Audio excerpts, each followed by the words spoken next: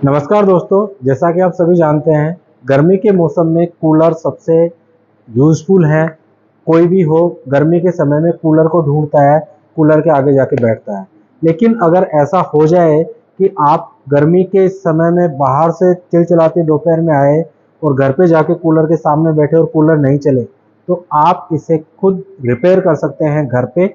मैं पूरा समझाऊंगा स्टेप बाय स्टेप, इसमें कौन कौन से उपकरण लगे होते हैं, स्विच का कंट्रोल किस तरीके से होता है, इसमें रेगुलेटर का कंट्रोल किस तरीके से होता है, तो इसको प्रॉपर अपने समझेंगे। जैसा कि आप देख पा रहे हैं ये अपना कूलर है। यहाँ पर देखेंगे ये आगे इसका कंट्रोल पैनल होता है। ये इसमें जो पैनल है इसमें रेगुलेटर, ये स्विच ये लगे हैं। यहाँ आप देखेंगे इससे जो कंट्रोल होती है ये अपने पास में, यहाँ पर देखिए ये इसकी मोटर है, तो मोटर को कंट्रोल करेगा एक स्विच और रेगुलेटर। दूसरा इसके अंदर कैपेसिटर होता है, वो इसके अंदर ही इनबिल्ट रहता है। और दूसरा हमारे पास में रहता है पंप। बस ये दो ही चीज है वैसे कंट्रोल की, एक मोटर और दूसरा पंप। अब इसकी वायरिंग यहाँ इसमें किस तरीके से मेन सप्लाई है उससे कनेक्टेड होती है, किस तरीके से अपने जो स्विच है वो कनेक्टेड होते हैं, समझते हैं इसका पूरा वायरिंग डायग्राम। अब देखिए हमारे पास में जो कूलर है इसमें वायरिंग किस तरीके से होती है। तो ये अभी मैंने आपको दिखाया था जो कंट्रोल पैनल है हमारा, जहाँ पे स्विच लगे रहते हैं। तो यहाँ पे देखिए पहला जो है वो इंडिकेटर है, दूसरा रेगुलेटर लगा हुआ है, तीसरा स्विच फर्स्ट है, चौथी जो है इसमें स्विच सेकंड है। अब इसके वन बाय वन कनेक्शन करते हैं। यहाँ हमारे पास में फेज है और दूसरा हमारे पास में न्यूट्रल है। तो देखिए फेज को सबसे पहले इंडिकेटर में कनेक्ट करेंगे। सबसे पहला काम है जो फेज वायर है उसको इंडिकेटर के साथ में, दूसरा इंडिकेटर से आप लेके और जो दोनों स्विच है उसके नीचे कॉमन कर दोगे। तो यहाँ पर इंडिकेटर और दोनों स्विच में फेज का कनेक्शन हो जाता है। अब अपने नेक्स्ट स्टेप क्या है, न्यूट्रल। तो देखिए इंडिकेटर में न्यूट्रल जाएगा, तो इंडिकेटर में आप न्यूट्रल को लगाओगे तब जाके इंडिकेटर फेज और न्यूट्रल की उपस्थिति में ग्लो होता है। तो इंडिकेटर को फेज और न्यूट्रल मिल गए, यहाँ पर प्रॉपर सप्लाई आ चुकी है। इंडिकेटर जैसे ही आप प्लग में लगाओगे, 3 पिन टॉप है उसको सॉकेट में लगाओगे तो इंडिकेटर आपका भी जल जाएगा। अब देखिए हमारे पास में कनेक्शन किसके बचे हैं, इन दो स्विच के। तो देखिए हमारे पास में ये जो स्विच सेकंड है, स्विच सेकंड को हम करेंगे क्या, वाटर पंप। अब हमारे पास में एक तो वाटर पंप है, दूसरा कूलर की है वो है मोटर, ठीक है, जिसके पंखुड़ी लगी रहती है, ठीक है ना, इसके पंखुड़ी लगी रहती है और ये पंप है जिससे पानी आता है। तो अब देखेंगे आप न्यूट्रल, तो सबसे पहले न्यूट्रल को तो आप पंप में डायरेक्ट ही कनेक्ट कर दोगे, न्यूट्रल का कोई इश्यू नहीं रहता है। दूसरा आप फेज देखेंगे, तो फेज के लिए आप जो स्विच सेकंड है इसके जो ऊपर वाला टर्मिनल है उससे कनेक्ट करके और आप इस तरीके से यहाँ पे फेज है इसको कनेक्ट कर दोगे। तो आपका जो पंप है उसको न्यूट्रल यहाँ से मिल गया है और फेज स्विच सेकंड से मिल गया है। अब आप जैसे इस स्विच को ऑन करोगे, आपका जो पंप है प्रॉपर, यदि ये 3 पिन टॉप सॉकेट में लगा हुआ है, स्विच ऑन है, तो पंप चलने लग जाएगा। अभी कितने काम होंगे, 2 काम होंगे, इंडिकेटर ग्लो हो जाएगा और ये पंप है वो चल जाएगा। अब अपने पास में दूसरी मेजर जो वायरिंग है वो आती है यहाँ पे किसकी, इस मोटर की। तो मोटर में देखेंगे आप अलग अलग प्रकार की मोटर में अलग अलग संरचना होती है। अभी मैं 4 वाले जो वायर मोटर देखोगे आप, जिसमें 4 वायर होते हैं। 4 वायर किसके हैं, रेड, व्हाइट, ब्लैक और ब्लू।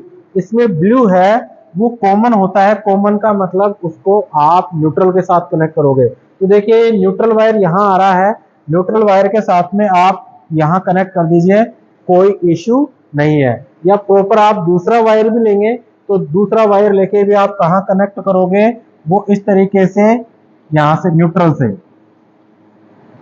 ये आप इसको न्यूट्रल से कनेक्ट करोगे। ये आपका न्यूट्रल कनेक्ट हो गया है, कौन से से, ब्लू से, नीले वायर से, जो कॉमन होता है 4 वायर वाले मोटर में। दूसरा आप देखोगे रेड, व्हाइट, ब्लैक। तो अब यहाँ पे देखिए ये अपना रेगुलेटर है, रेगुलेटर में ये 4 सिरे हैं। 4 सिरे में से एक सिरा है वो स्विच फर्स्ट का है। इस स्विच फर्स्ट के को यहाँ पे जो इसकी रेगुलेटर की इनपुट सप्लाई है, रेगुलेटर का जो इनपुट है वहां पे लगा दोगे और रेगुलेटर के 3 आउटपुट सिरे निकलेंगे। उन 3 आउटपुट सिरे से, जैसे कि 2 है तो इसको मैंने, ये वाला ब्लैक है, ब्लैक से यहां इस तरीके से कनेक्ट कर दोगे। सिरा नंबर 3 है, ये अलग अलग टैपिंग के होते हैं जिनसे स्पीड कंट्रोल होती है, इसको आप व्हाइट के साथ लगा दोगे। और ये आपका 4 नंबर है, इसको आप रेड के साथ लगा दोगे, ठीक है ना। तो अपने जो रेगुलेटर है इसके कनेक्शन रेड, व्हाइट, ब्लैक और ब्लू में हो चुका है। इसकी टेस्टिंग करेंगे, टेस्टिंग करके फिर यहाँ पे लगाते हैं। तो उससे क्या है, जब आप रेगुलेटर को घुमाओगे तो उसकी स्पीड है वो स्पीड चेंज होती है, यानी कि सबसे पहले थोड़ा कम चलेगा, फिर आगे आप रोटेट करोगे तो फिर स्पीड बढ़ जाएगी, फिर रोटेट करोगे तो फुल स्पीड पे चलने लगेगा। तो जैसे वाइंडिंग पूरी यूज में आएगी तब फुल स्पीड में रहेगी, बीच में से टैपिंग लेंगे तो कम स्पीड पे रहेगी। किस तरीके से, तो देखिए जैसे ये वाइंडिंग है, ये इस तरीके से वाइंडिंग है।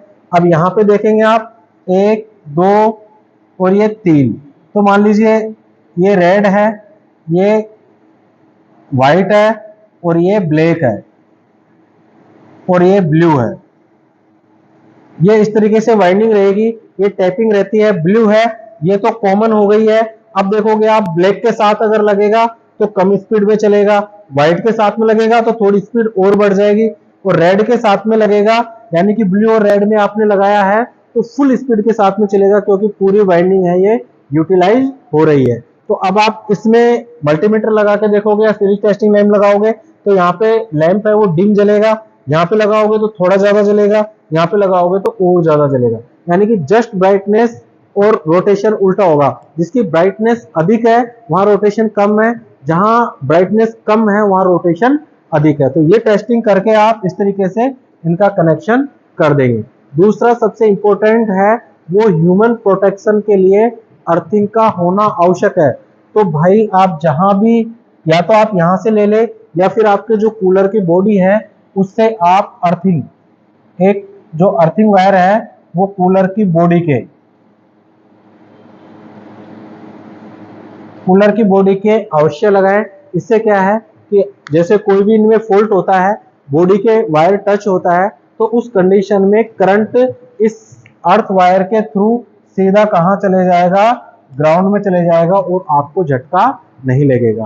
तो कभी भी आप केवल 2 वायर वाला जो 3 पिन टॉप है वो यूज में नहीं लें, या फिर जो वायर आप कनेक्ट कर रहे हैं वो हमेशा 3 वायर वाला कनेक्ट करें, फेज, न्यूट्रल और अर्थ ग्रीन के लिए होता है, ग्रीन इसकी कलर कोडिंग है। तो इस तरीके से आप एक पूरा जो कूलर है इसकी वायरिंग कर सकते हैं। दूसरा इसमें रहता है, कुछ मोटर में केवल 2 ही वायर होते हैं, तो जिन मोटर में केवल 2 वायर होते हैं तो एक तो रेड होगा और एक ब्लैक होगा। तो आप रेड और ब्लैक को क्या करेंगे, सीधे यहाँ पे, यानी कि जो रेड है और ब्लैक है, ब्लैक सीधा न्यूट्रल में लग जाएगा और रेड है वो सीधा रेगुलेटर का एक इनपुट सिरा होगा, दूसरा आउटपुट सिरा होगा, उसमें डायरेक्ट लगा देंगे, कोई भी झंझट वाली बात नहीं है।